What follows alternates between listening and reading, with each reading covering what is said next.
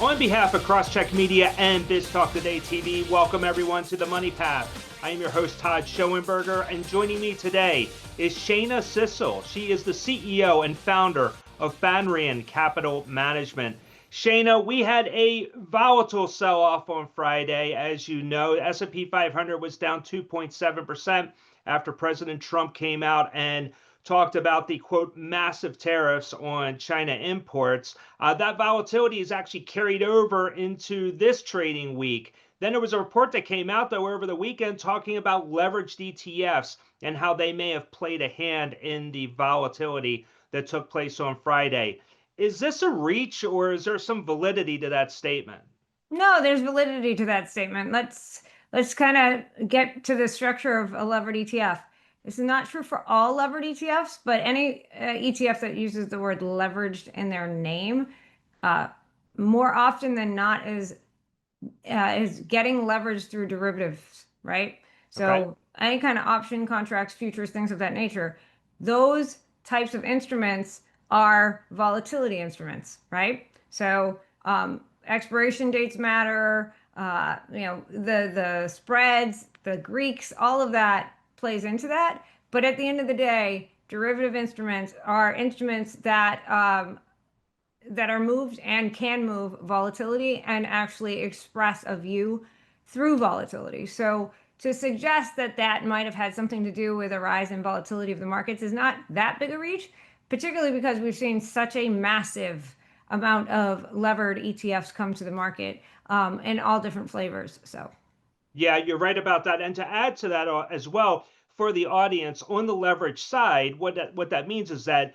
there is that leverage component that's built into the ETF. So if the Mhm. S&P, if you have an S&P 500 ETF, if it goes up 1%, well, chances are it might act your ETF is going to go up 2% because there's extra leverage. Yeah, But the the inverse of that is true too. yeah, so the ETFs themselves typically have that in their name. It will be 2 times levered S&P, 3 times levered S&P. It'll say 2 times levered S&P daily, 2 times levered S&P monthly, 2 times daily S&P quarterly, meaning that the leverage is either on the daily price, the monthly price, or the quarterly price. And so they reset on that, the daily being the most volatile and the most risky, and kind of going from there. I always like to point out that leverage in and of itself is not a dirty word and inherently not bad. How you express that leverage matters. Synthetic leverage, like derivatives and options and the things that these types of ETFs are doing, are using synthetic leverage, which tends to have a higher risk associated with it than, say, a traditional leverage, which is like borrowing at a lower rate than your expected return of what you would use that money to, that you're borrowing that money to buy. Think about your house, a mortgage, that's leverage, your credit cards, that's leverage. But synthetic leverage, which is using derivatives, is different.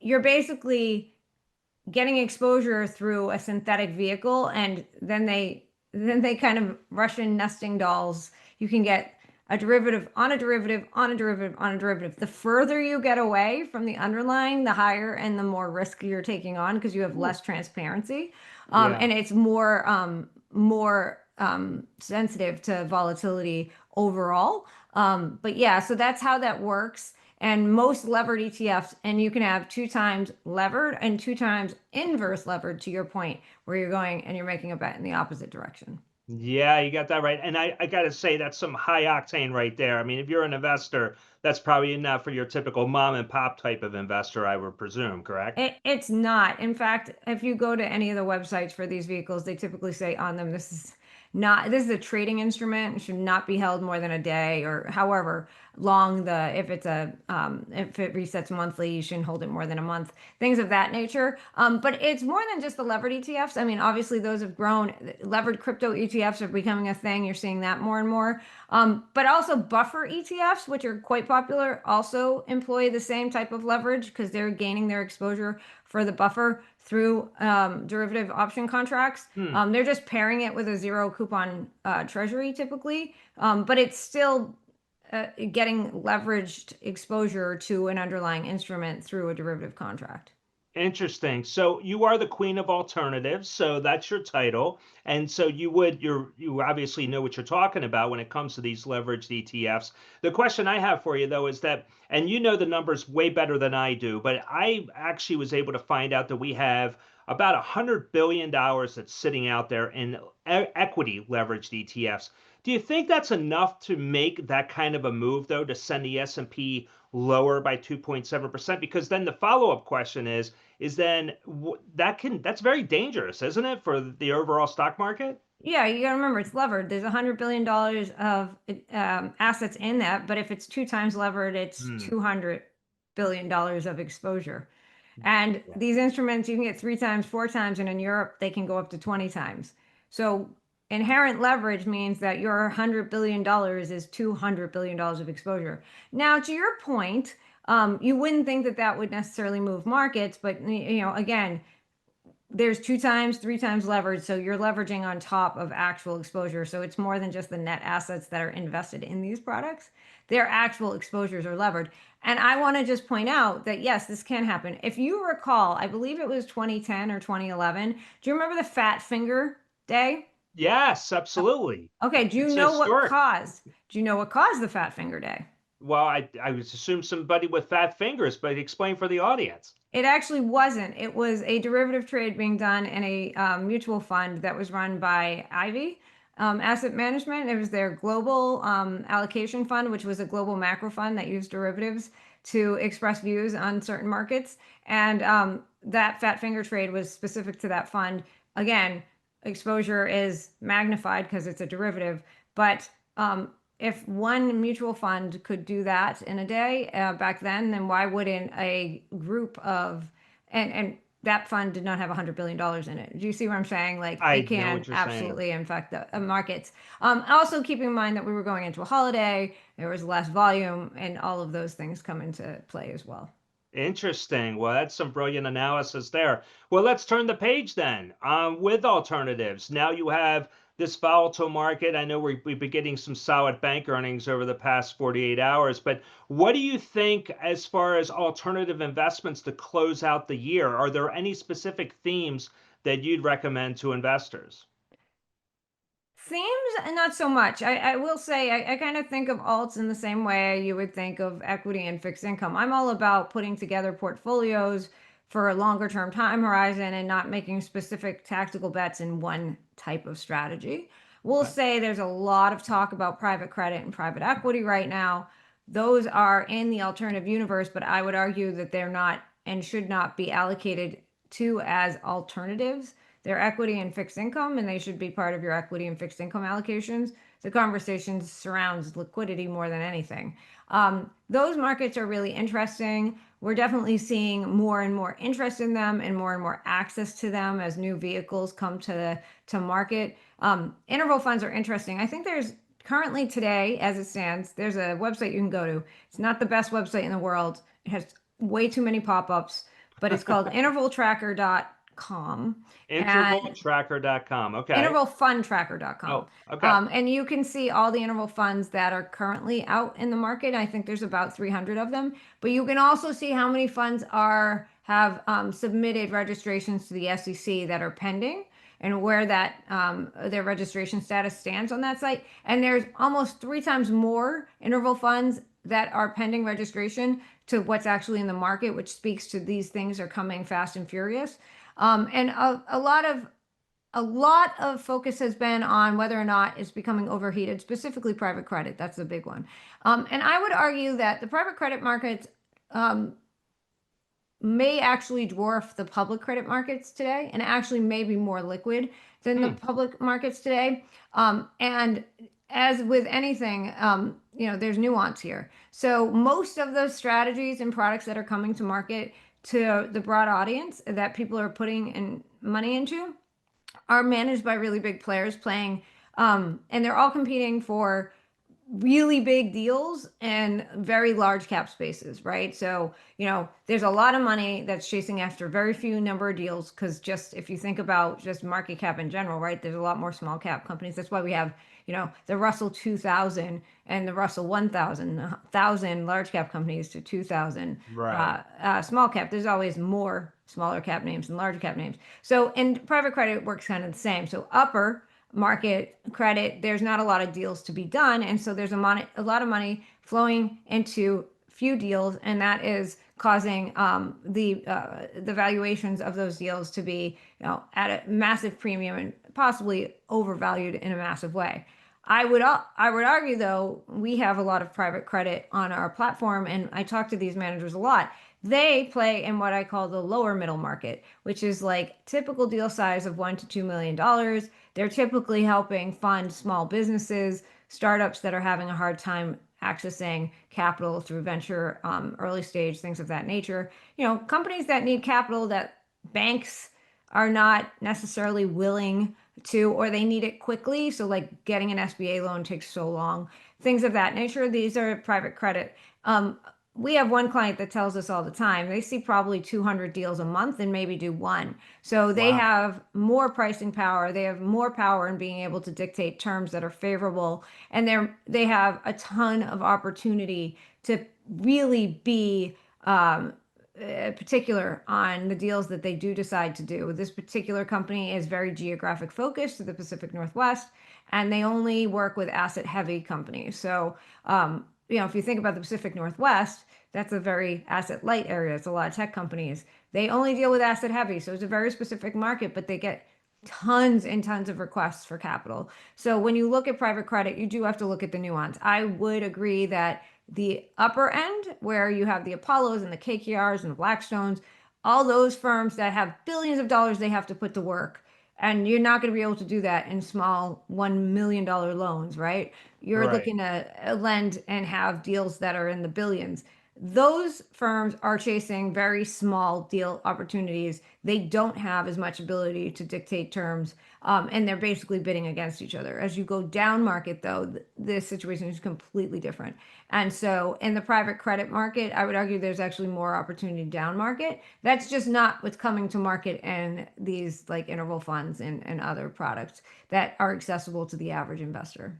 Okay, so that's on the private credit. Now on private equity, as I know you're a sports fan, you're a New England Patriots fan, and the Big Ten Conference recently announced a $2 billion private equity fund, which sounds like an alternative investment to me. It is. Any idea though? I mean, if you're an investor or an accredited investor, you want to get into this type of fund, what exactly am I investing in though? I mean, University of Maryland lacrosse? I mean, what exactly would it be? No, you would never invest in the University of Maryland lacrosse. You'd be either you're investing in the conference, and that is the rights to how the conference generates profits, which is mostly media rights. That's actually a massive opportunity. So I love talking about this. The sexy part is the, Big Ten. It's Oh yeah. the New England Patriots just sold a small portion of the ownership to a private equity firm. We're Hmm. seeing that more and more, as owners don't necessarily want to give up control, but they certainly would be willing to monetize at elevated valuations because they Hmm. can, and it's new to the market. But the real opportunity that lies in sports is actually not there. That's just the sexy part. It's actually what we call emerging sports. So, like, think about the WNBA, think Mm. about, F1 racing, golf. Now we have like golf leagues that compete with the PGA. We had Mm. all that happen. We have, flag football. Tom Brady is now working with a sovereign wealth fund in the Middle East to create a flag football league. And so those opportunities are the most interesting. And why is that? Media rights, the opportunity for to gain a lot of value through media rights, because that's Mm. how most sports actualize and gain profitability, is massive, because now we have streaming services, and we live in a world where back in the day, the way that all of the networks and the cable programming made money was through selling advertising. We live in Yes. a world where I can now fast forward through advertising, choose to watch without commercials, right? Right. So what is the only thing, or you can choose to watch it later, record it, watch it later, and fast forward. Okay. What is the only thing you can't do that with? It's live sports, because I mean, technically you could, but if you already know the outcome, why would you? Why Um, would you and watch? and right, people want to watch that live. So the value of those advertising spots during a live broadcast of sports are massive, which is why every streaming service on earth is trying to get rights to NFL, is trying to get rights to MLB and NBA. Why? Because their platforms are not advertising based. Now they're starting to come out with ad based where you can get a lower subscription fee, but most people will pay a premium so they don't have to watch ads. They can't do that with live sports. That's the only thing that you can actually, and now instead of every single TV show and every single broadcast network being able to generate ad revenue at any time during the day, the most advertising and the premium that they can charge is always going to be during the live sports. And so that's why, even these smaller sports, if Apple TV or Netflix gets the rights to F1, there's a segment of people that will watch that and want to watch that. And then they can, in turn, get advertising dollars. They're also creating programming around it to generate interest in these sports. You don't need a lot of people to be able to generate a premium amount of money for an ad spot during a live event. Yeah, that's brilliant. That's absolutely brilliant because that is actually the entire streaming business model. And Exactly. so, yeah, and you're going out. I mean, and plus on the flip side of that, here the Big Ten is selling media. They're going to share in revenue produced By the from, was it media. like, I don't know how many schools are in the Big There's Ten. way more than 10 now. Yeah, way more than 10. I am an Iowa fan, so I'm a Okay. Big Ten person. Obviously, I'm in the Chicago area. Northwestern is literally in my backyard. And so at Big Ten, everything here, right? Yeah. So the Big Ten now, because now they have premium brands, they always had Ohio State and Michigan, but now they got UCLA, now they got Washington, now they got, USC. Those are also premium brands Yes. that they're able to negotiate better media rates as the conferences kind of collapse upon themselves. And like basically right now, it's just the SEC and the Big Ten have all the power and all the best brands in college sports. They can negotiate premium deals with the networks and the broadcasting channels and the web services, you name it. They're able to do that. They're able to sell the branding rights. Now you have, name, image, likeness opportunities. Same idea. All of those things come from sports. This is all new. I think it's a really interesting and exciting time. But I always like to remind people the most attractive opportunities in sports is actually not the stuff that's the sexiest. It's the stuff that's benefiting because of the collapse of the conferences, because of the collapse in ad revenue generation, and you need to just have live events in order to get premium ad revenue. And it doesn't matter what the live event is. There's enough of an audience that you can charge that premium fee, and that's really where all the revenue is coming from. So yeah, there's tons of opportunity there. Also, you're seeing more and more these professional sports teams create experiential. So I was talking to somebody the other day, and I won't mention it, what owner it was and what team it was. But this owner was buying all the real estate around the stadium that they owned for this professional sports team, and they were doing it so that they could create hotels and Oh yeah. bars and shopping. Just like I'm from Massachusetts, Patriot Place. People Yep. go there whether there's a game or not. You can generate all kinds of revenue from that. I live Yeah. in Chicago. Wrigley Field, up until maybe 10 years ago, when Theo came in and things changed, wasn't necessarily monetizing the area around it. Now go down there. They have Gallagher's Way where they do movie nights when there's no games. You can go down there anytime you want during Christmas. They put an ice rink out there. Now they have high-end hotels and high-end restaurants and shops in Wrigley. And they're able to monetize that because they own the real estate surrounding it. So again, that's another thing that happens in these sports rights funds and another way to monetize sports. Yeah, it's like the Walt Disney Orlando model because when he left Southern California, he saw Disneyland. I mean, there's all these little riffraff stores across the street from Disneyland, but when he went to Disney World, he started buying up all the property around the actual theme park, and that was the whole idea Hmm. of being able to build out and control the narrative, so to speak. And it sounds like that's a brilliant idea, especially when you think of why professional teams build stadiums in the middle of parking lots like they're doing in Buffalo, New York, doesn't Hmm. make a lot of sense. So maybe that's the grand plan to put up hotels and Well, everything. I mean, they want to, because if you only rely on game day to generate revenue for the real estate, you've already lost. But if you can Uh, create an experience for yes. fans to want to go there even when there's no game, like years ago was in Dallas, and we did a tour of, Cowboy Stadium. It was not a game day. We got to go into the locker rooms, take pictures. People eat that up. Fenway Park does the same thing. And those opportunities, that's how you monetize non-game day revenue, having concerts. But if you do that, you got to have places for people to stay, places for people to shop, places for people to eat, and create the whole experience so that people want to go there and spend more than a couple hours. Yeah, yeah. So let me ask you a question then. So would it be, say, taking the Big Ten example, the $2 billion private equity fund that they're creating, but that's overall for the entire conference. Can an individual school do the same thing? Because after all, student athletes now are participating in revenues through NIL. Can investors do the same thing? So boosters, yes. Whether or not an individual school could do that, it would depend largely on their relationships with the conference they belong to.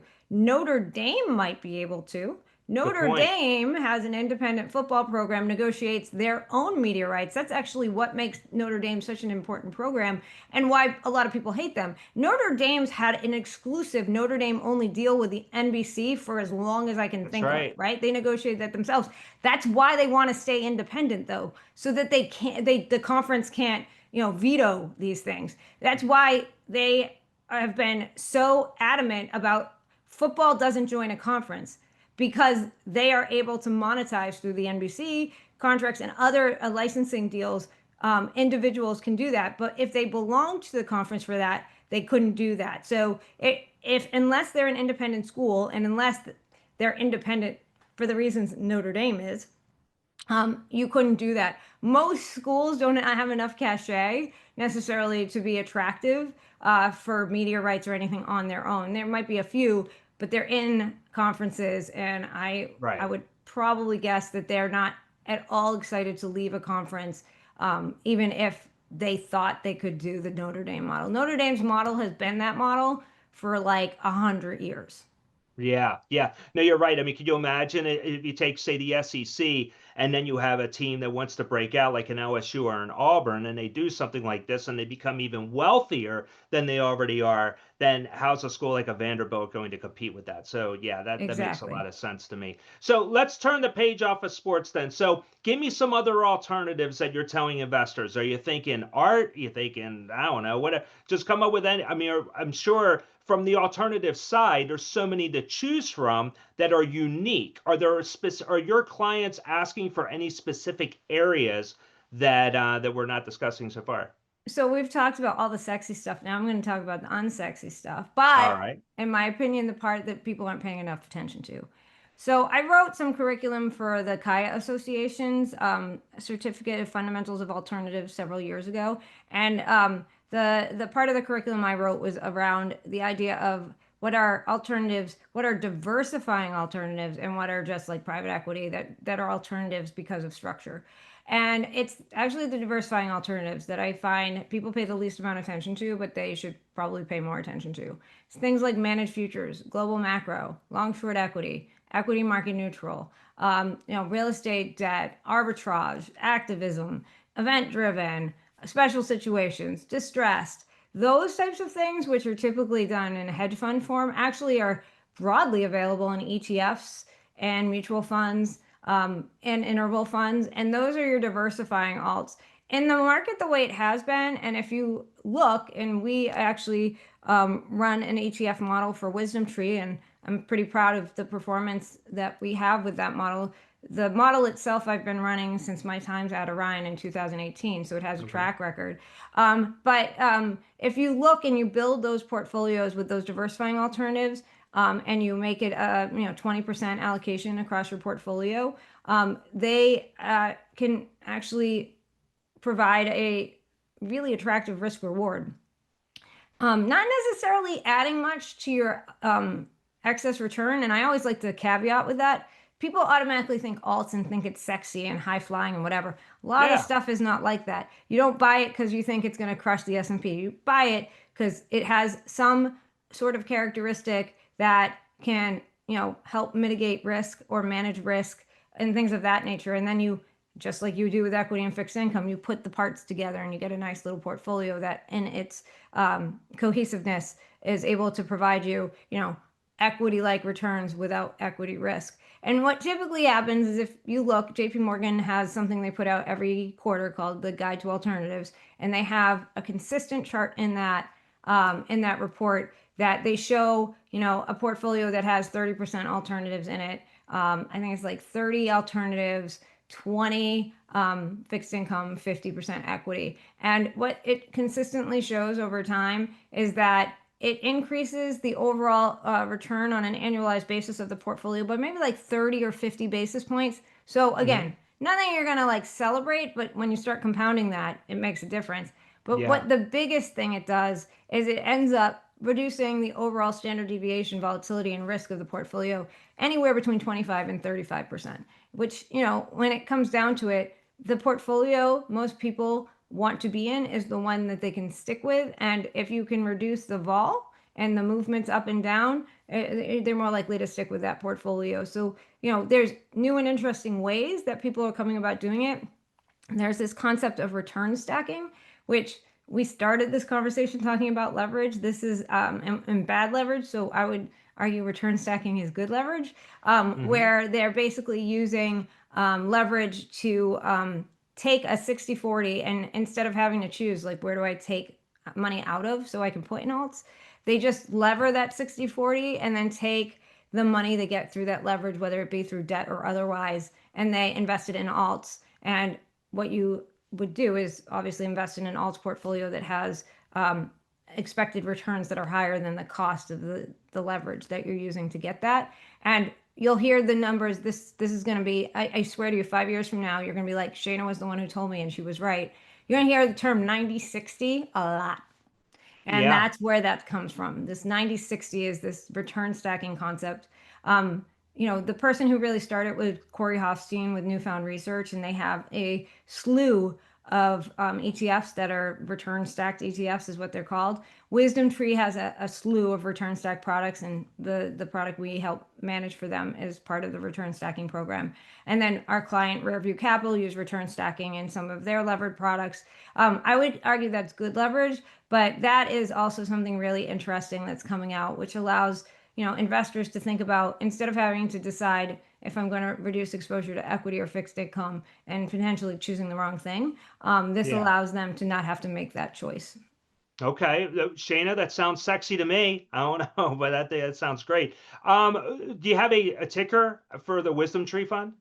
It's not a fund, it's an ETF model. So you'd have to go to Wisdom Tree's website and look up their model marketplace. Okay. But I can give you, there's Corey Hofstein has an entire slew of ETFs that are this return stacking concept. You can just go to his website, just Google return stacked ETFs, and you'll find them. Our client, Rearview Capital, has a product called BEGS, which uses a return stacking concept to get Bitcoin and gold and silver. BEGS stands for Bitcoin, ETH, silver, or gold and silver. And they use return stacking to get 2 times exposure and to tactically make decisions, which I think is a really interesting concept. And you're going to see a whole lot more of this coming out. Okay. So final question for you then. Let's talk about another alternative that's very popular, and that's Bitcoin. Right now, very volatile right now with the cryptos. And we did see a run up after President Trump was inaugurated for obvious reasons. What are your thoughts, though, on the crypto market? Is this a time to get in, or should people stay on the sidelines? So there's technical aspects to why crypto should continue to have a tailwind and outperform. And I'm not going to do it as much justice as Matt Hogan from Bitwise does when he sits down and explains it.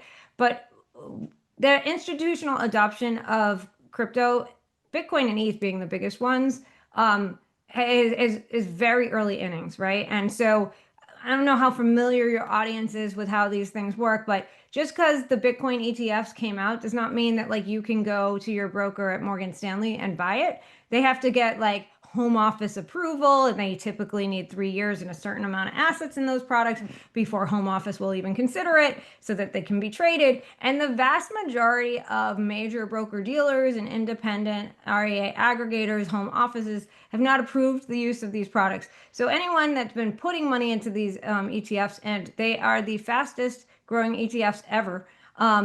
They are doing so on their own. And so there's so much opportunity now once the broader adoption happens on the institutional level, and it will happen. This is a if, not a when, or a when, not an if.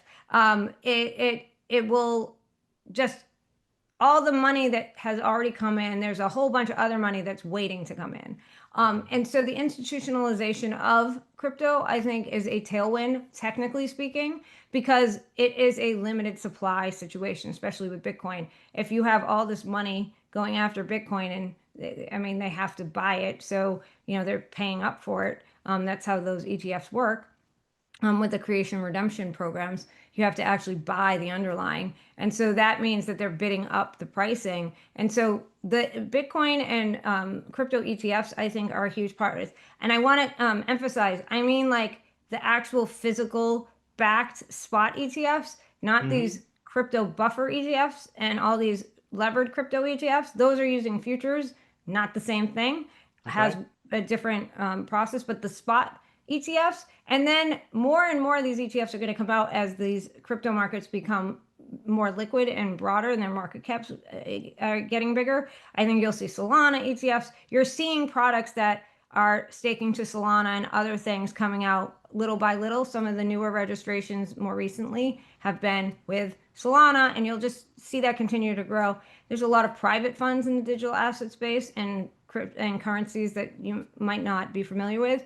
The one caveat I like to talk about when I talk about crypto is the value of any particular crypto asset, whether it be Bitcoin or Ether or Solana or whatever, is based on the blockchain and the usage of said blockchain.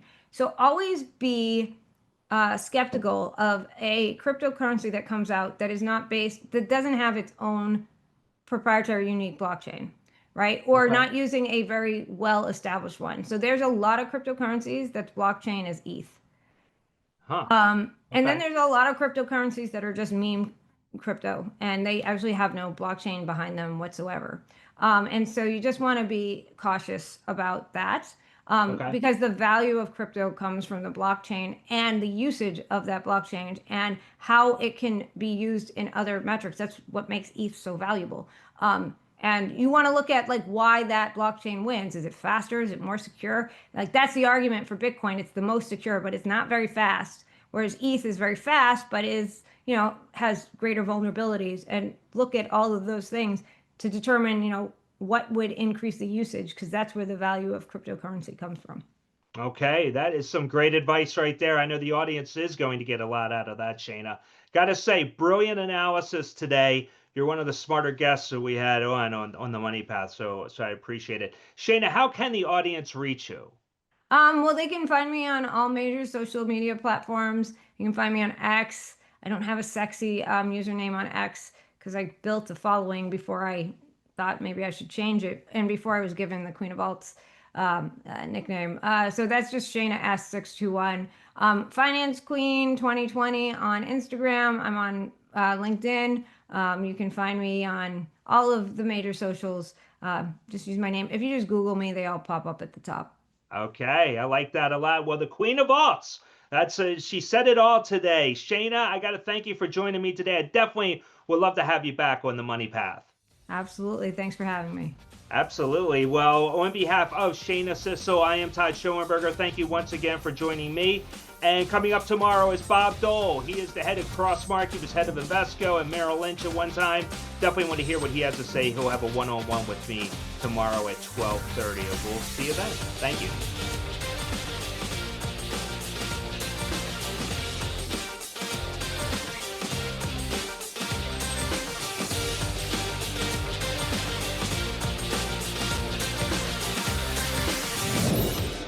Access real-time data and intelligent analytics exactly when you need them. Get the right data at the right time.